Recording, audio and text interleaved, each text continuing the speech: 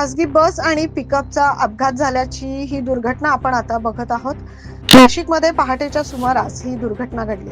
रस्त्यातच pickup पलटल्याने काही काळ वाहतूक विस्कळीत झाली होती।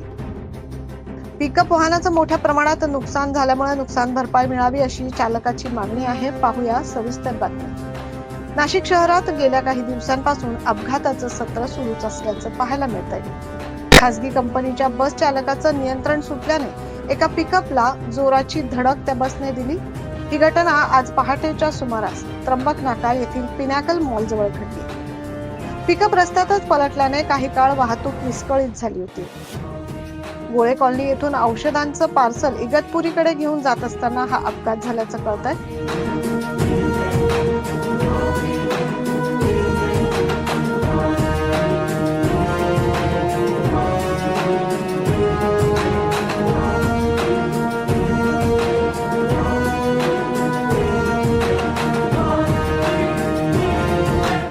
सुदैवानं यात कुठल्याही प्रकारची जीवितहानी झाली नाही। मात्र पिकअप वाहनाचं मोठ्या प्रमाणात नुकसान झाल्याचं वाहन चालकाने सांगितलंय।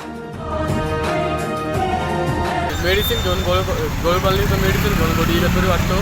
मी चाललो होतो माझ्या रस्त्याला, तो बसवाल्याने घेऊन माझ्या गाडीचं नुकसान केलेले बस, ते बसवाले मला भरून दिलं पाहिजे। चूक कोणाची? चूक बसवाल्याची।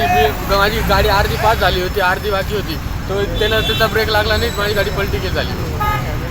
काय नाव तुमचं? सूरज दत्तू भांगरे। राहिला मी इकडे मुरमळा येते, पंचवटी मुरमळा इथं। 9 न्यूज महाराष्ट्रासाठी प्रतिनिधी अनिल केदारे।